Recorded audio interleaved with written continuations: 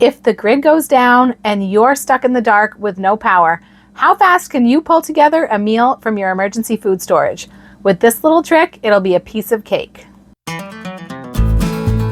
Hey guys, it's Jara with Wicked Prepared. Welcome everyone, and thank you for stopping by the channel today. We're all about emergency preparedness, and a big part of preparedness and prepping is emergency food storage. This is something that I'm very passionate about, and one of my favorite things to do is to come up with shelf-stable meals using items from our emergency pantry. I think this is an area that a lot of people struggle. They know they need to have food in their homes for these type of situations, and they buy a lot of things that people say they should store. But often people have no real idea how they would actually turn those items into an edible and appealing meal. My two favorite ways to make shelf-stable, complete meals are meals in jars and meals in bags, also known as emergency meal kits.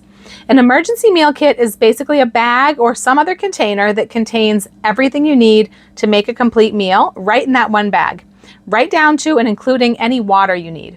These kits are completely shelf stable, so they can sit in your pantry or your cabinet until you need to pull them into service.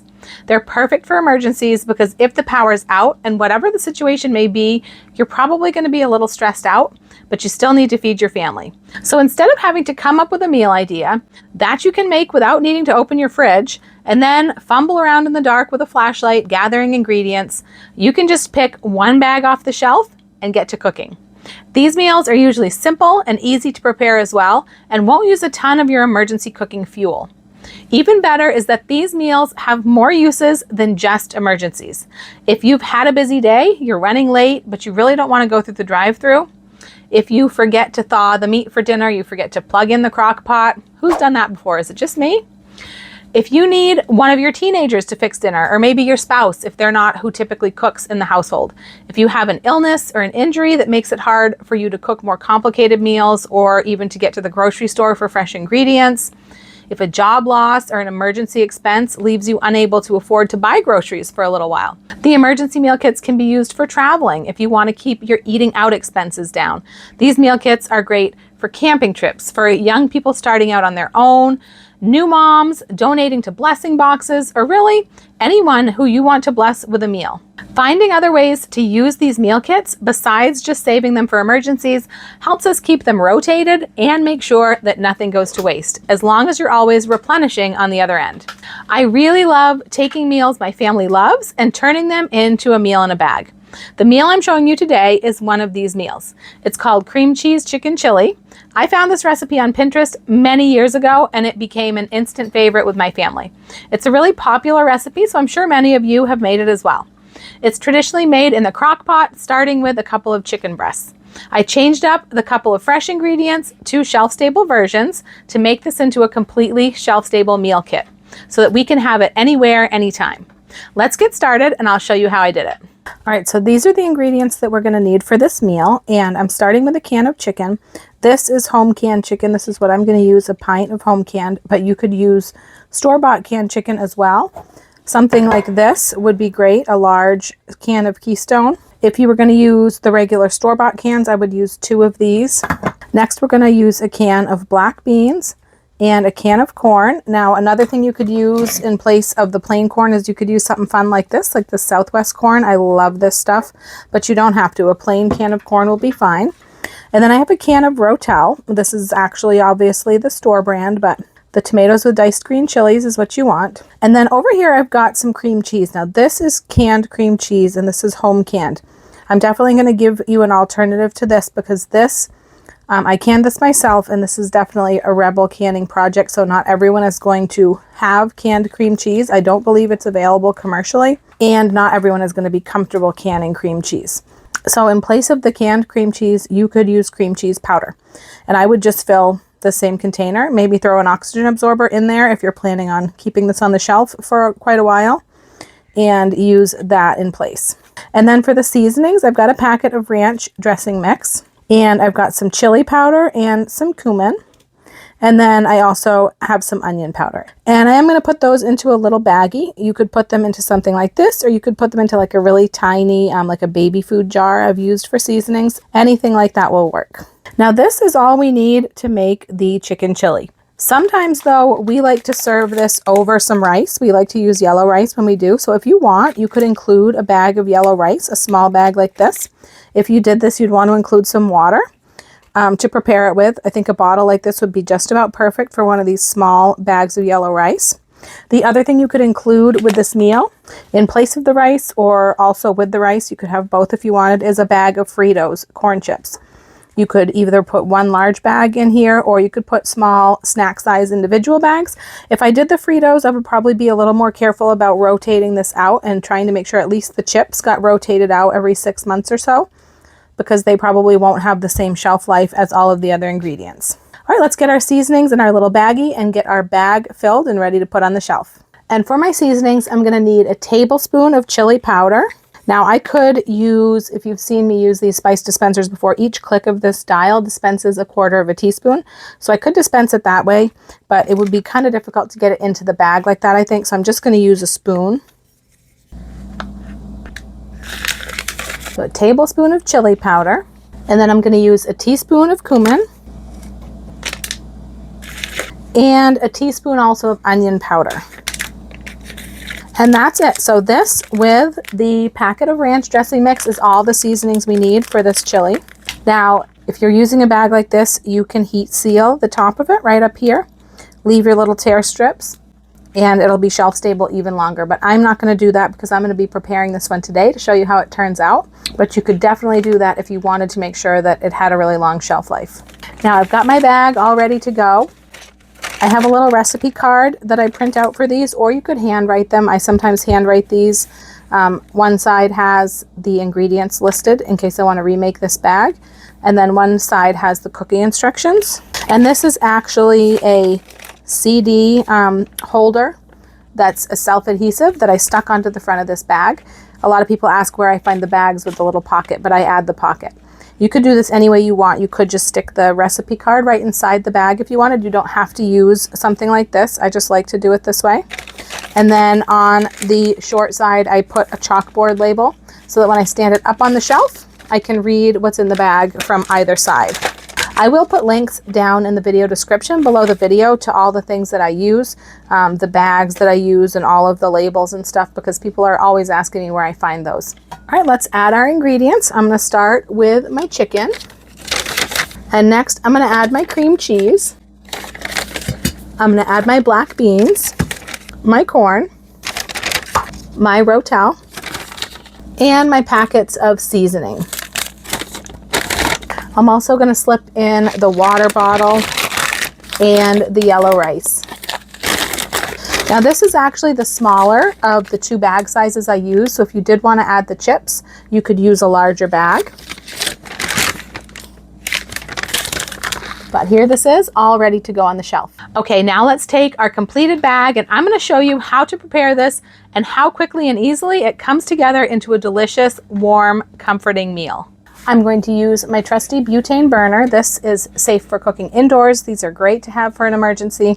This is always our go-to if the power's out and we need to cook something. In fact, it would even be handy to have a second one of these because I don't see a lot of 2-burner butane stoves, not to say that they don't exist, but these butane burners, I've only seen them with 1 burner, and you can have a second burner to cook your rice simultaneously with your chili.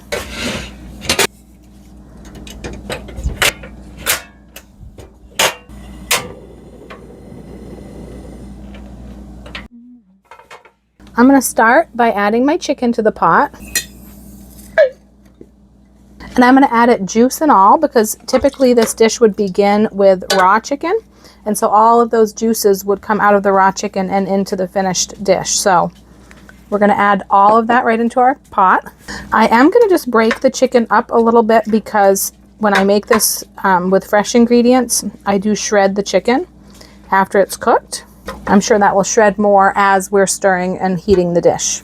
Next, I'm going to add the black beans. Now, typically I like to include the liquid from any canned goods and anything with liquid. I like to include the liquid in the dish so as not to waste, because in emergencies that's really important to use all the liquid that you can.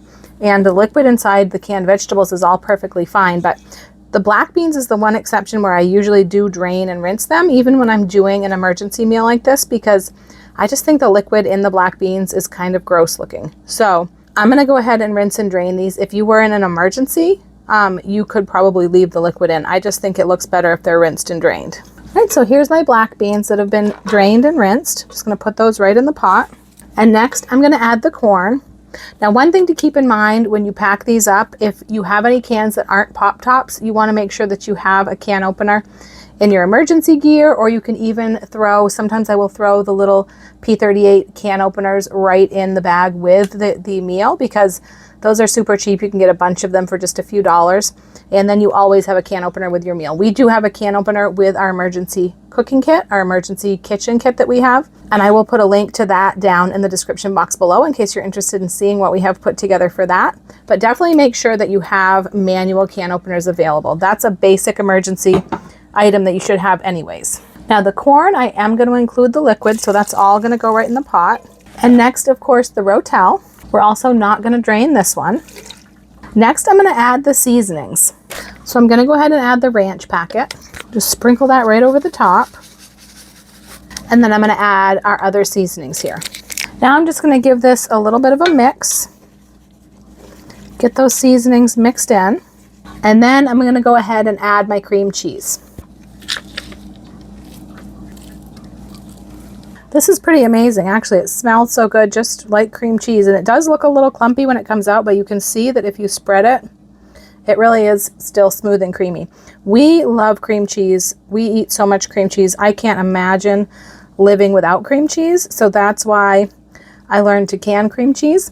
If you are interested in learning how to can cream cheese, I do have a video on how I did it, and I will link that down below. It is Rebel canning, so if you're not comfortable with that, then you obviously won't want to do that. I also have a video on how I canned the chicken. So if you're new to canning and you're not really familiar with canning meats or canning anything, pressure canning, go ahead and check out our canning playlist. I'll actually put that down in the description box below so you can learn how to do some of this yourself. All right, so now I'm going to go ahead and put on the heat. I'm going to put it on kind of low, and I'm going to go ahead and cover this pan. This is not the cover that fits this pan, but it's going to be fine. And I'm going to just let this slowly simmer and let all the flavors meld, let that cream cheese melt in. This is a dish that if I'm cooking this from fresh, I'm cooking it in the crock pot. In fact, you could even throw this into the crock pot. It wouldn't need to cook as long as it would if you were using fresh chicken, but you could certainly do this in the crock pot if you did have electricity. I know a lot of people like to use these meals for their college students and things like that, and sometimes they have a crock pot or something like that in their dorm. So I'm just going to let this cook slowly and gently and stir it occasionally until everything's all melded together and that cream cheese is all melted in and the whole dish is creamy. Now at this point you can see that everything is blended together. I don't see any more chunks of the cream cheese. That's all melted in. It's been simmering for a few minutes, but I'm just going to let it go a little bit longer just to really blend these flavors, and then it'll be ready to serve at any time. All right, this is looking pretty good. This has been simmering for about 5 more minutes, and I think I'm going to just turn it off and let it cool for just a minute and then serve it up.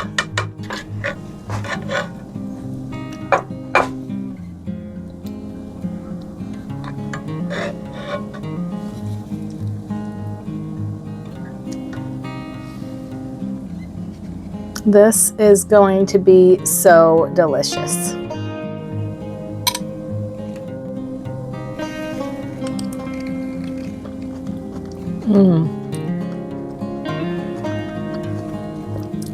That is good. Okay guys, there you have it. One more shelf-stable emergency meal kit to add to your prepper pantry. I have a playlist with many more kits like this, and I'm always adding to it as well. So I'll leave that down below, as well as my playlist of meals in a jar if you'd like to check that out too. A couple notes about this recipe. I used a pint of chicken. It was definitely plenty of chicken, but I think it's probably a little less than the original recipe uses. But all the other ingredients were the full amount, including the seasonings.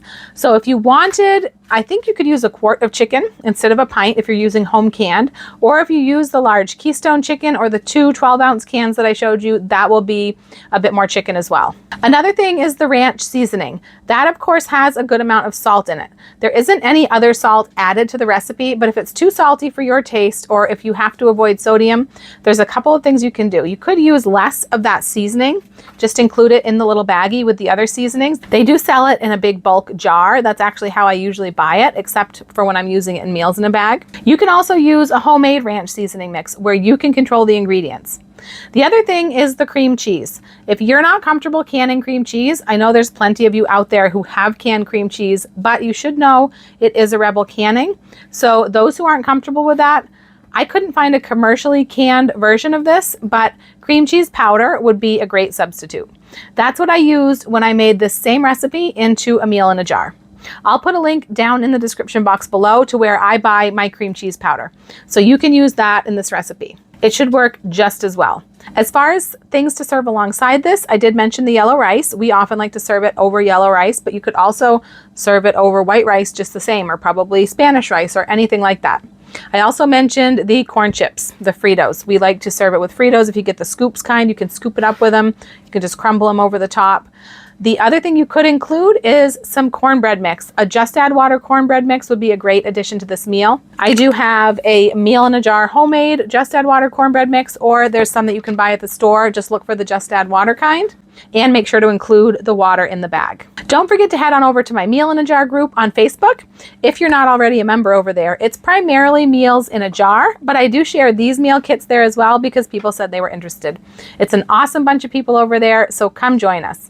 We also have a few other Facebook groups as well, geared towards different things, so check those out as well.